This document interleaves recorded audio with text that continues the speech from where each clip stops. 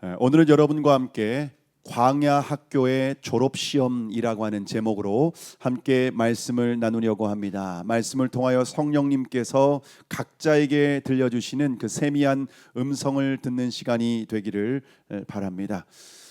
어느 보석상이 있었는데요. 이 보석상은 평생 진짜 다이아몬드를 다루며 훈련받은 장인이었습니다. 그런데 한 부자가 찾아와서 눈부신 다이아몬드를 보여주면서 그 반지를 보여주면서 말했습니다. 이 다이아몬드는 진짜 중에 진짜입니다. 제가 감정서도 갖고 있습니다.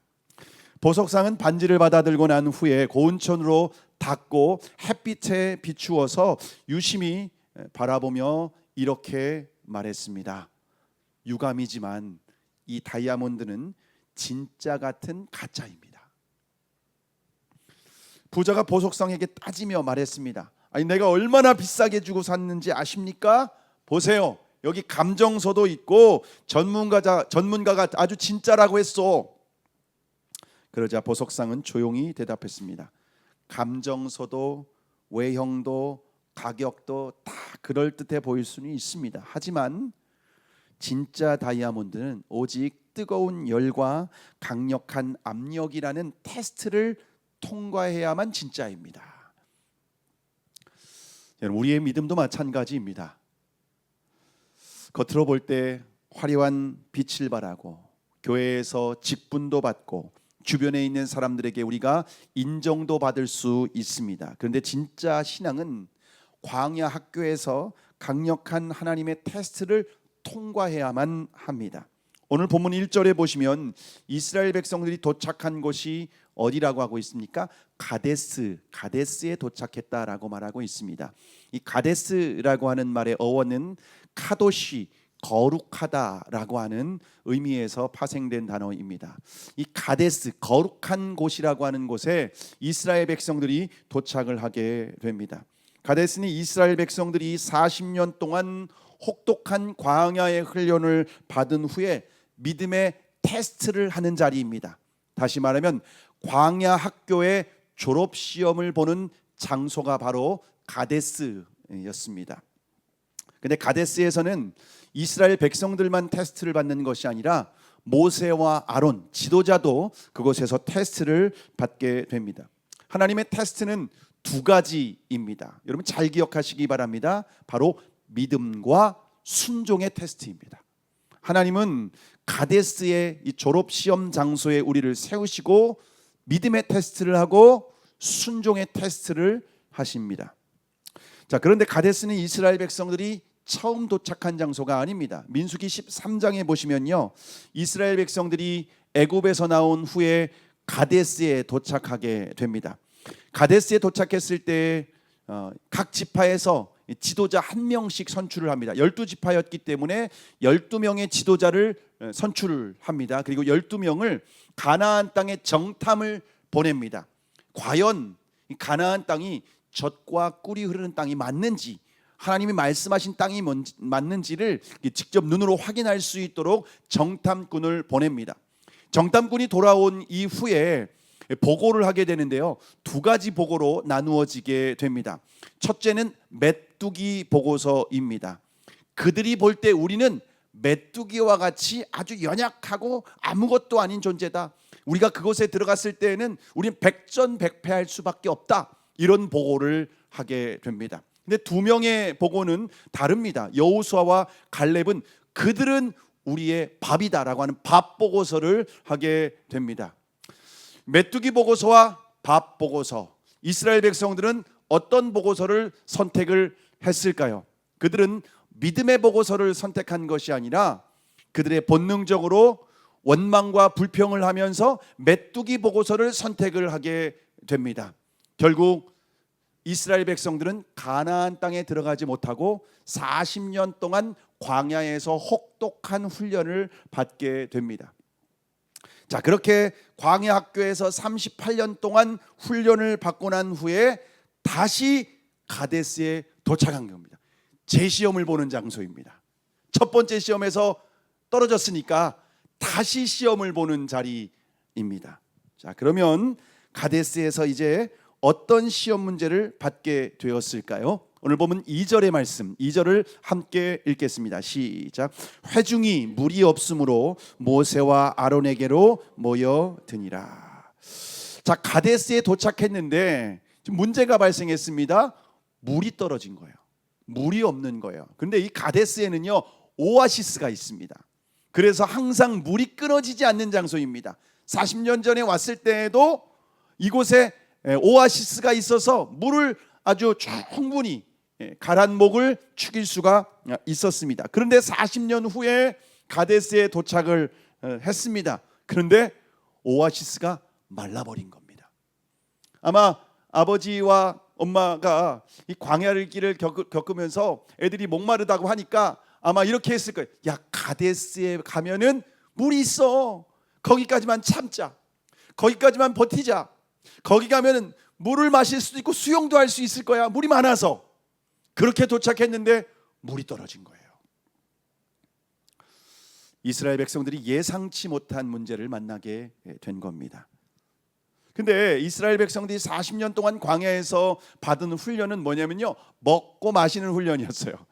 매일 먹을 것이 없지만 하나님이 만나를 내려주셨습니다. 그리고 그들이 마실 물이 없을 때 하나님께서 그들에게 필요한 물을 공급해 주셨습니다. 40년 동안 예상치 못한 문제를 만났지만 40년 동안 훈련받은 내용 아닙니까? 그래서 먹고 마시는 문제만큼은 그래도 이제는 많이 훈련받았으니까 통과할 수 있어야 되지 않겠습니까? 자, 그래서 이스라엘 백성들이 받은 시험 문제는 뭐였냐면요, 논술형입니다. 물이 없을 때 어떻게 반응해야 되는가? 믿음으로 반응할 것인가? 아니면 본능으로 반응할 것인가? 이 시험 문제가 딱 앞에 서게 된 겁니다.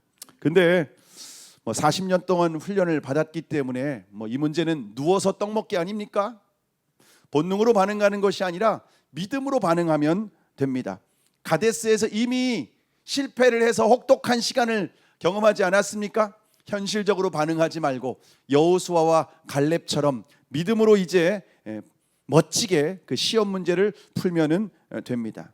자, 그런데 이스라엘 백성들이 그 시험 문제를 어떻게 풀게 되죠? 오늘 보면 3절에서 5절까지 함께 읽겠습니다. 시작. 백성이 모세와 다투어 말하여 이르되 우리 형제들이 여호와 앞에서 죽을 때 우리도 죽었더라면 좋을 뻔하였도다. 너희가 어찌하여 여호와의 회중을 이 광야로 인도하여 우리와 우리 짐승이 다 여기서 죽게 하느냐? 너희가 어찌하여 우리를 애굽에서 나오게 하여 이 나쁜 곳으로 인도하였느냐? 이곳에는 파종할 곳이 없고 무화과도 없고 포도도 없고 석류도 없고 마실 물도 없도다.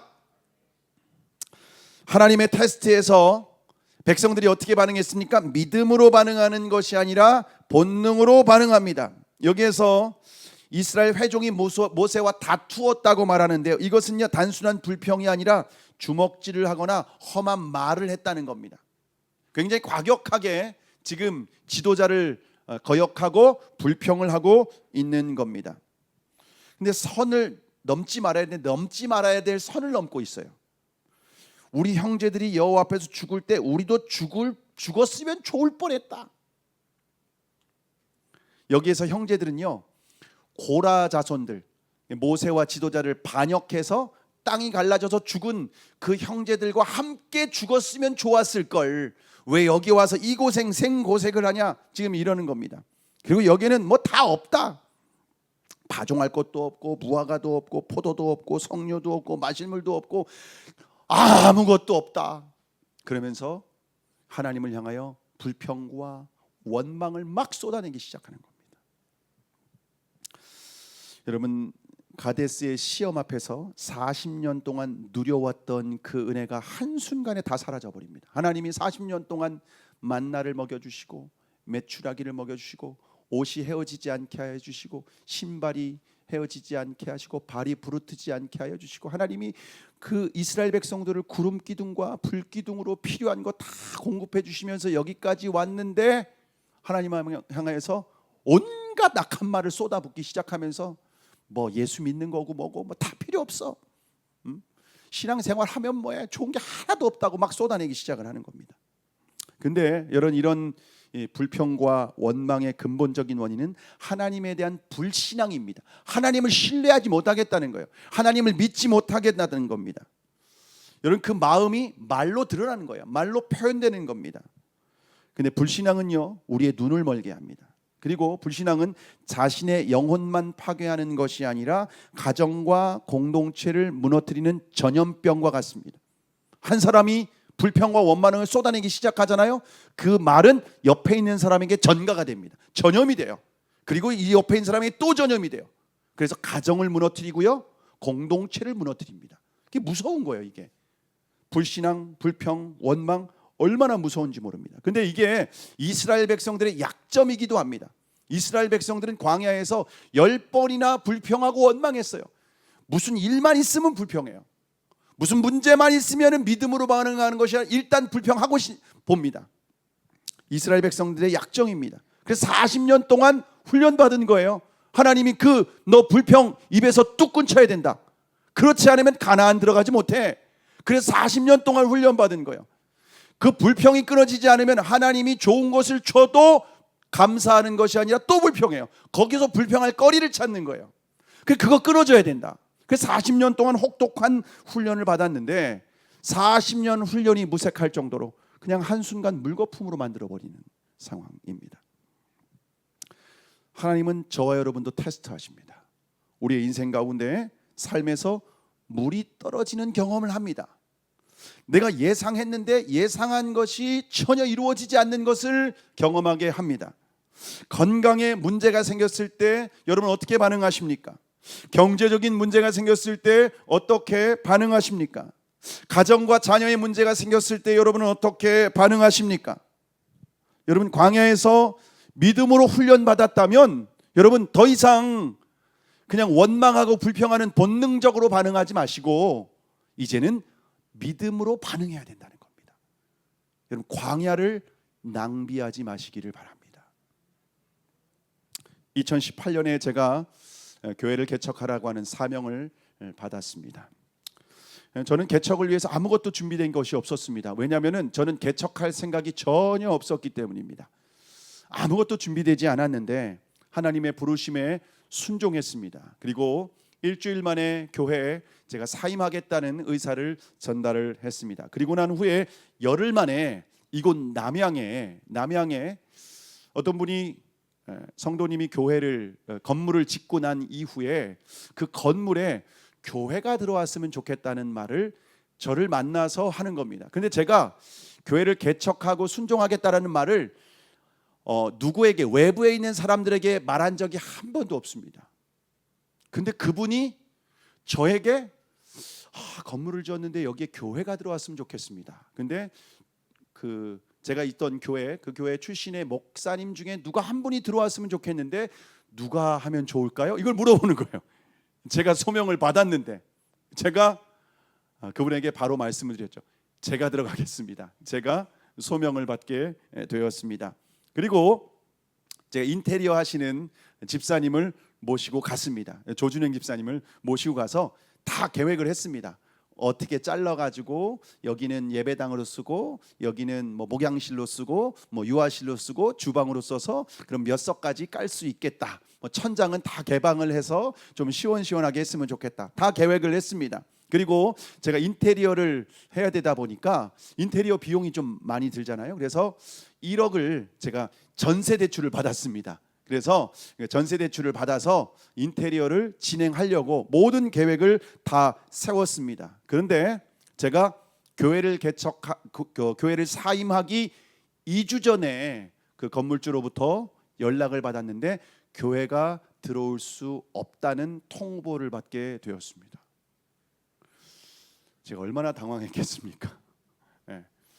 개척을 응답을 받고 이제 거기에 들어갈 수 있어서 또 이제 인테리어까지 하고 그럼 이제 거기에서 예배를 드리기로 모든 것이 계획되어 있었는데 그 모든 것이 다 무너져 버리는 그런 순간이었습니다. 한 번도 그 건물에 들어갈 수 없다는 것을 단 한 번도 생각해 보지 못했어요. 하나님께서 교회 개척을 앞두고 저를 가데스의 테스트 앞에 세운 겁니다. 마실 물이 없을 때 넌 어떻게 반응할래? 본능적으로 반응할래? 아니면 믿음으로 반응할래? 저한테 묻는 테스트 같았습니다. 갑작스럽게 예배 장소가 사라져 버리니까 사실 그 마음 가운데 하나님께 서운한 마음도 있었어요. 어떻게 이런 일이 있을 수 있지? 라고 하는 서운한 마음도 있었습니다. 그런데 본능적으로 반응하지 않고 지금까지 개척으로 인도하시는 하나님의 그 여정, 제가 걸어온 여정을 돌아봤는데 하나님은 한 번도 실망시킨 적이 없는 분이라는 것을 제가 붙들게 되었습니다. 하나님은 실수하지 않는 분이라는 것을 제가 붙들게 되었습니다. 실망시키지 않고 실수하지 아니하시는 하나님께서 이 상황을 허락하셨다면 무슨 뜻이 있겠다, 의도가 있겠다 라고 생각하고 감정적으로 반응하지 않고 믿음으로 반응했습니다. 그럴 때 하나님께서 유치원 강당을 열어주셨어요. 그래서 병점에 있는 유치원 강당에서 6개월 동안 예배를 드렸습니다. 6개월 동안 예배를 드리면서 하나님 언제 들어갈 수 있나요? 남양 땅에 우리를 위해서 예비하신 예배 장소로 언제 들어갈 수 있나요? 라고 기도를 했습니다. 그런데 6개월 동안 하나님이 저희를 준비하신 것은 먼저 믿음을 준비시켰고, 공동체가 작지만 공동체를 준비시켜 주셨고, 그리고 6개월 후에 이제 건물이 열렸는데 각자 물질을 헌신하기 시작하는 거예요. 그리고 하나님이 필요한 물질을 보내주기 시작을 하는 겁니다. 여러분, 놀라운 것은요, 이곳 우리 교회 보증금이 8천입니다. 보증금이 8천이고요. 이런 곳을 인테리어를 하려면요 돈이 많이 듭니다. 수천만 원이 듭니다. 그리고 여기 장비, 여러분 에어컨 설치하는 데만 1,000만 원 넘게 들었습니다. 공간이 얼마나 많은지 모릅니다. 다 그렇게 설치하는 비용이 얼마나 많이 드는지 모릅니다. 그런데 놀라운 것은요, 6개월 후에 이곳에 들어올 때 여러분 1억 대출 받은 거 다 그냥 그대로 돌려주고요, 들어온 헌금으로 보증금과 인테리어와 모든 것 부족함이 없이 완벽하게 마무리가 되었습니다. 여러분, 저는요 6개월 전에 들어오는 것이 제 계획이었어요. 근데 예상치 못하게 하나님이 브레이크를 거시고 6개월을 지체하게 하시고 원래 들어간 곳이 아니라 새로운 곳으로 인도해 주셨는데, 여러분 얼마나 좋은지 모릅니다. 어제 여름 성경학교 어제 진행이 됐는데 마당에서 워터파크를 에어바운스를 깔고 아이들이 물놀이를 했는데요, 얼마나 행복해했는지 모릅니다. 여러분, 원래 계획되어 있는 건물로 들어갔으면요 물놀이 꿈도 못 꿉니다. 마당이 없는데 남의 땅에 어디가 우리가 그런 걸 깔고 할 수 없지 않습니까? 그리고 앞마당, 뒷마당, 주변의 주차장, 여러분 마당에 다 에어바운스를 깔았는데 밖에 주차할 곳이 얼마나 많은지 모릅니다. 하나님께서 제가 상상했던 것보다 훨씬 더 좋은 곳으로 인도하신 줄 믿으시기를 바랍니다. 인생에 물이 떨어졌을 때, 여러분 그럴 때 본능적으로 원망하고 불평하고, 왜 나에게 교회를 개척하라고 하셨습니까? 하나님 이러려고 하셨습니까? 라고 불평하는 것이 아니라 믿음으로 반응할 때 하나님은 가장 좋은 것으로, 실수하지 아니하시는 하나님, 정말 완전하신 하나님께서 우리의 인생을 가장 좋은 곳으로 우리를 인도하시는 줄 믿으시기를 바랍니다. 우리가 이곳에 교회를 세우니까 아이들이 많이 와요. 앞마당, 뒷마당 많이 있다 보니까 아이들이 많이 들어와요. 그래서 어제도 애들이 많이 와서 이렇게 했는데, 여러분 우리 아이들을 볼 때요, 여러분 아이들을 꼭 축복하시고 칭찬하시고 꼭 격려의 말을 꼭 해주시기를 바랍니다. 어제도 아이들이 이렇게 물놀이를 하는데요, 애들은 뭔가 어른들한테 좀 인정받고 칭찬을 받고 싶은가 봐요. 그래서 물을 딱 잠수를 해가지고서 딱 하고 있다가 딱 나와서 멋있는 표정을 딱 하면서 저보고 보라는 거예요. 그리고 어떤지 한번 말을 해달라는 거예요. 그래서 야, 멋있다, 진짜 멋있다, 대단하다. 근데 사실 물에 들어가서 잠수하고 1m밖에 못 가요. 얘는 막 신나게 물장구를 쳤다고 하는데 1m밖에 못 하는데 딱 멋있게 일어나가지고서 뭔가를 말해달라는 거예요. 멋있다고 하니까 계속 그걸 하는 거예요. 또 어떤 아이는요, 딱 다이빙을 하는 거예요. 다이빙을 딱 하고 딱 멋있는 표정으로 저를 딱 바라봐요. 한마디 해달라는 거죠. 야, 너무 멋있다. 너는 천부적인 재능이 있다. 그러면요, 계속 다이빙을 해요. 지치지 않아요, 애들이. 예. 여러분, 우리 아이들이 우리 교회 공동체 안에서 그렇게 사랑을 받고 인정을 받고 칭찬을 받고 격려를 받는다면, 학원에서, 집에서 엄마한테 스트레스 받고, 학원에서, 학교에서 선생님한테 스트레스를 받는데, 교회에서 사랑받고 인정받고 칭찬을 받으면요, 그런 아이들이 자존감이 살아나요. 아, 나도 멋지지, 나도 하면 할 수 있지, 나도 뭔가 할 수 있는 사람이야. 여러분, 그렇게 자란 아이들이 얼마나 멋지게 성장해서 이 세상을 아름답게 하겠습니까? 여러분, 그래서 어른들에게는 꼭 숙제가 있어요. 어른들은 이제 주일마다 애들 보면은요, 그냥 보고 지나가지 마시고 그 아이에게 뭐라도 한마디라도 여러분 칭찬해 주시기 바랍니다. 인사 잘하면, 야, 너는 인사를 왜 이렇게 잘하니? 여러분, 그렇게 칭찬해 주시고요. 얼굴이 이렇게 좀 오늘 빗질도 예쁘게 하고 핀을 꽂고 왔으면, 야, 너 핀이 너무 잘 어울린다. 그렇게 한마디씩 해주실 때 우리 아이들이 행복하게 우리 교회 안에서 성장하게 될 줄로 믿습니다. 자, 가데스에서 그렇게 백성들은 믿음의 테스트, 본능으로 반응할 것인가, 믿음으로 반응할 것인가 테스트를 받았습니다. 그러면 가데스에서 지도자들은 어떤 문제를 받았을까요? 오늘 보면 7절과 8절의 말씀, 7절과 8절의 말씀을 함께 읽겠습니다. 시작. 여호와께서 모세에게 말씀하여 이르시되, 지팡이를 가지고 내 형 아론과 함께 회중을 모으고 그들의 목전에서 너희는 반석에게 명령하여 물을 내라 하라. 내가 그 반석이 물을 내게 하여 회중과 그들의 짐승에게 마시게 할지니라. 여러분, 모세와 아론은 백성들의 원망을 듣고 첫 번째 반응이 뭐냐면요, 하나님 앞에 엎드렸습니다. 본능적으로 반응하지 않고 하나님 앞에 기도하며 믿음으로 엎드렸습니다. 역시 지도자는 좀 다른 것을 볼 수가 있습니다. 하나님의 영광 가운데 그래서 모세와 아론에게 나타나셔서 말씀하십니다. 하나님이 말씀하시기를, 지팡이를 가지고 내 형 아론과 함께 회중을 모으라는 겁니다. 그리고 그들의 바라보는 목전 앞에서 반석에게 명령하라는 겁니다. 반석에게 물을 내라. 그렇게 반석을 향하여 명령을 하라는 겁니다. 그러면 반석에서 물이 나와서 백성들의 목마름을 해결할 수 있을 것이다. 이게 하나님께서 하신 말씀입니다. 여러분, 모세와 아론의 시험 문제는 생각보다 간단해요. 불가능한 현실 같지만은 하나님의 말씀 앞에서 어떻게 반응할 것이냐, 이게 시험 문제예요.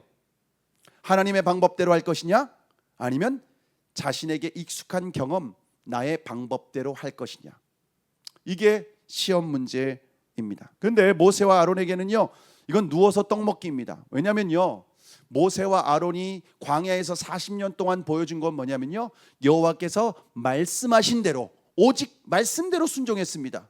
성막을 건축할 때도 말씀대로, 백성들이 불평할 때도 말씀대로, 모든 것을 말씀대로만 했습니다.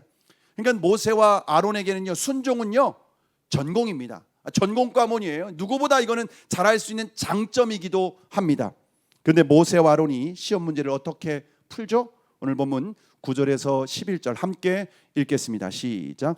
모세가 그 명령대로 여호와 앞에서 지팡이를 잡으니라. 모세와 아론이 회중을 그 반석 앞에 모으고 모세가 그들에게 이르되, 반역한 너희여 들으라. 우리가 너희를 위하여 이 반석에서 물을 내랴 하고, 모세가 그의 손을 들어 그의 지팡이로 반석을 2번 치니 물이 많이 솟아나오므로 회중과 그들의 짐승이 마시니라. 모세가 하나님의 말씀대로 여호와 앞에서 지팡이를 딱 들었습니다. 40년 동안 백성들을 이끌었던 지도자의 지팡이입니다. 그리고 회중들을 다 불러 모으는 겁니다. 다 오라고 하는 겁니다. 그리고 이제 반석 앞에서 반석을 향하여 명령만 하면 됩니다. 반석에서 물을 내라, 이렇게 명령만 하면 된다. 말만 하면 됩니다.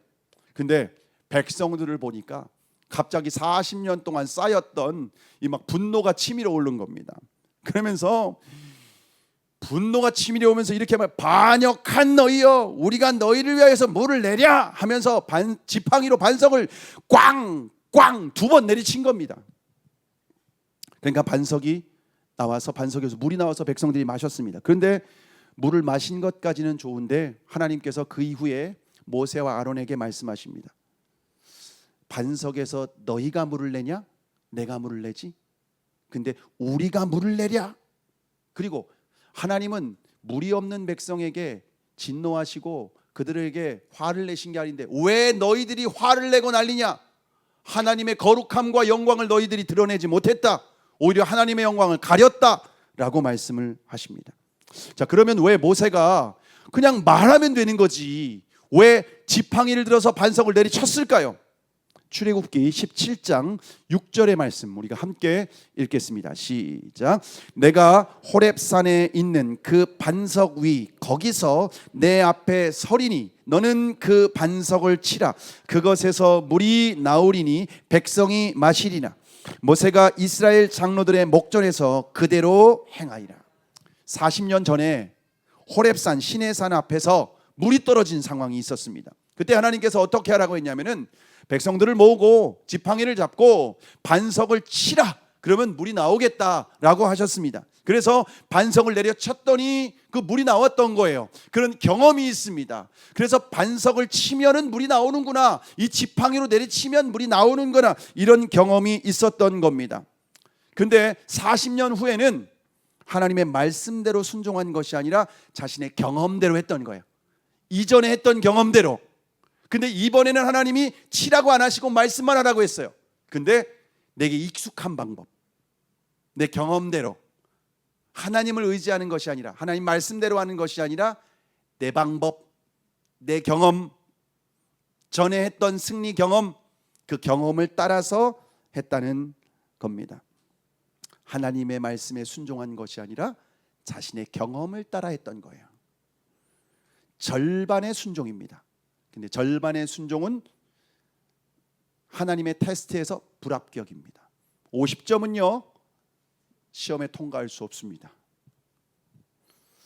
모세가 40년 동안 백성을 이끌고 오면서 자신도 모르게 교만하게 된 거예요.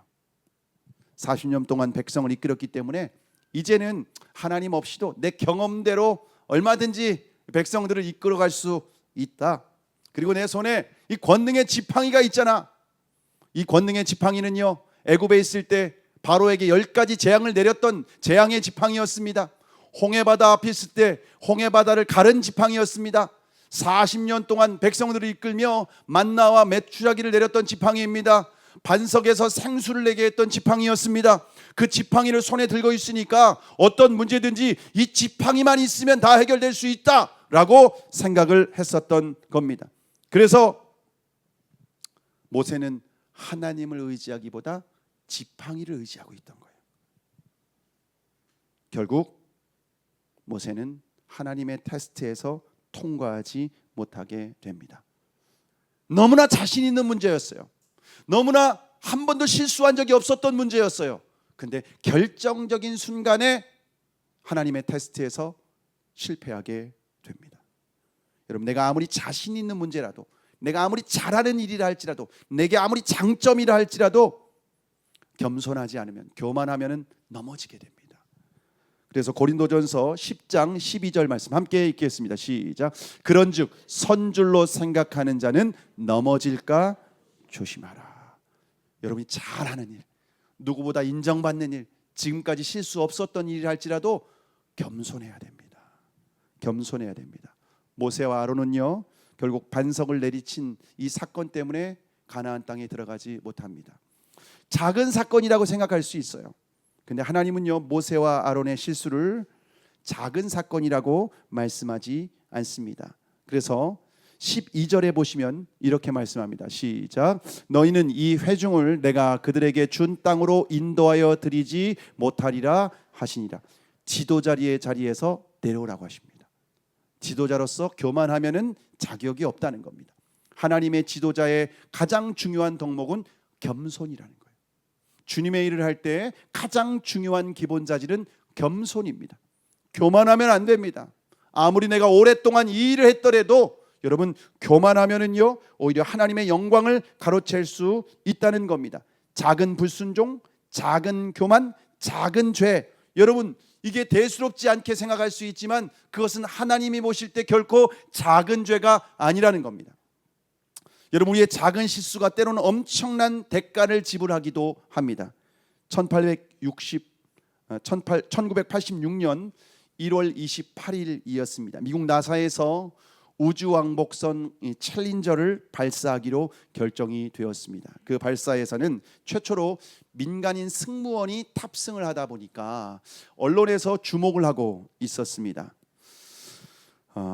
그런데 발사 당일에 나사의 고위 관계자들은요, 발사 직전에 우주왕복선 부품에 아주 작은 문제가 있다는 것을 발견하게 되었습니다. 근데 전 세계가 지금 관심을 받고 있는 상황이에요. 라이브로 생중계를 지금 하고 있는 상황입니다. 그래서 그대로 발사를 강행하기로 결정을 합니다. 기술적 결함에 대한 우려가 있었지만 무시한 거죠. 결국 우주왕복선 챌린저는 발사 후 73초 만에 폭발하고 말았습니다. 작은 실수, 아주 작은 문제였어요. 근데 무시하고 발사를 진행했는데 폭발해서 승무원 전원 7명이 사망을 했습니다.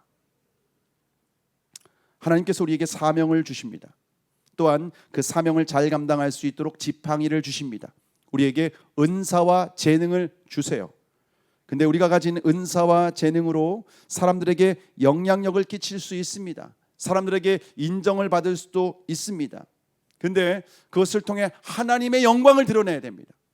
하나님의 영광을 드러내야 되는데 우리는 시간이 지나다 보면은 교만하게 돼요. 이건 내 일인데, 이건 내 건데 라고 하면서 교만하게 돼요. 그래서 함부로 판단하게 되고 심판하는 하나님의 자리에 서게 됩니다. 작은 죄가 아니라는 거예요. 그 교만, 작은 죄가 아니라는 겁니다. 하나님은 40년 동안 백성을 이끌었던 지도자였던 모세와 아론에게 40년 동안 이끌었지만 겸손하게 하나님 앞에서 말씀대로 순종하는지, 아니면 40년 후에 교만하게 마치 자기의 힘과 능력과 지혜로 다 이룬 것처럼 착각하는지 아닌지 확인하고 테스트를 했었던 것입니다. 하나님은 끝까지 겸손한 사람을 사용하시는 줄 믿으시기를 바랍니다. 말씀을 마치려고 합니다. 1947년 2차 세계대전이 끝난 직후 얼마 지나지 않았을 때였는데요. 어느 날 독일의 한 교회에서 코리 텐붐 여사를 모시고 간증 집회를 하게 되었습니다. 그녀는 네덜란드 출신의 여성으로 2차 세계대전 당시에 유대인들을 숨겨주었다가 나치에게 붙잡히게 되었습니다. 그리고 악명 높은 라벤스부르크이라고 하는 수용소에 수감이 됩니다. 수감되어서 거기에서 고문을 받으면서 언니 베찌가 고문으로 죽임을 당하게 됩니다. 그리고 기적적으로 코리 텐붐은 풀려나게 되었습니다. 그날 간증의 주제는 용서였습니다. 하나님은 우리의 죄를 바다 깊은 곳에 던지시고 낚시 금지라고 하는 팻말을 세우신 분이십니다 라고 하면서 용서해야 된다라고 간증을 했습니다. 간증 집회가 끝난 후에 성도들과 이제 줄을 서서 이제 악수를 하고 있었는데요. 줄 맨 끝에 한 남자가 서 있는 겁니다. 근데 그 남자의 얼굴을 보는 순간 피가 멈추는 것 같은 충격을 받게 됩니다. 그 남자는 수용소에서 코리텐 분과 언니 베찌를 고문을 했던 간수였습니다. 자신들을 벌겨벗기고 욕보였던 간수가 그 맨 뒤에 서 있는 겁니다. 그리고 간수가 다가와서 손을 내밀며 말했습니다. 당신의 간증을 들었습니다. 나는 전쟁이 끝난 이후에 예수 그리스도를 구주로 영접했습니다. 하나님께서 내 죄를 용서하셨다고 믿습니다. 하지만 당신께도 용서를 받고 싶습니다. 저를 용서해 주시겠습니까? 그 순간 코리텐빔의 마음은 전쟁터와 같이 요동쳤습니다. 언니를 죽인, 벳지를 죽인 그 간수 어떻게 용서할 수 있을까? 그 간수에게 손을 내민다는 것은요, 단순히 인사를 나누는 정도가 아니라 자신의 가장 깊은 고통을 넘어서는 믿음으로만 결정할 수 있는 순간이었습니다. 하나님께서 코리텐붐에게 허락하신 가데스의 시험, 테스트였던 겁니다. 그녀는 속으로 이렇게 기도합니다. 주님, 제게는 이 사람을 용서할 수 있는 힘이 없습니다. 제 손을 사용해 주시옵소서. 그리고 믿음으로 손을 뻗었는데 두 손이 맞닿는 순간 마치 전기가 흐르는 것처럼 하나님의 사랑이 그녀에게 부어주기 시작을 했습니다. 그리고 그녀는 흐느끼면서 말했습니다. 예수님의 사랑으로 당신을 전심으로 용서합니다.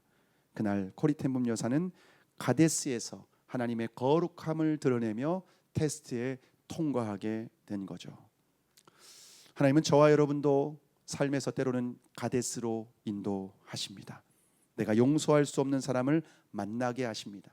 나에게 상처를 준 사람을 만나게 하셨을 때 여러분 어떻게 반응하십니까? 하나님의 테스트 앞에서 내 안에 계신 예수 그리스도를 바라보실 수 있기를 바랍니다. 나를 위해서 십자가에 죽으시는 사랑과 용서를 해주신 그 예수님의 십자가를 바라볼 때 우리의 마음에 그분의 사랑과 용서가 부어지게 됩니다. 그 사랑과 용서가 우리 안에 부어질 때에 내가 용서할 수 없는 사람, 내가 받아들일 수 없는 사람, 그런 사람도 받아주고 수용할 수 있는 마음을 우리 주님께서 주십니다. 우리의 힘과 능력으로는 불가능합니다. 근데 십자가의 은혜와 능력으로 우리가 그들을 용서하고 수용할 때에 결국 가데스의 테스트에서 하나님의 거룩함을 드러내는 합격을 할 수 있게 되는 줄로 믿습니다. 하나님은 우리를 테스트하십니다. 가데스에서 지도자와 백성들을 테스트하셨던 것처럼 저와 여러분을 테스트하십니다. 여러분의 삶에 물이 떨어져서 목마름이 있습니까?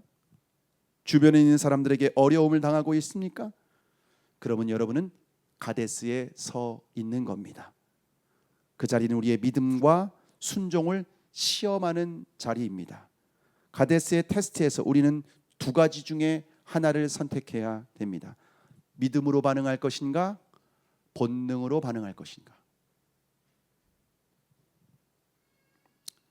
말씀대로 반응할 것인가?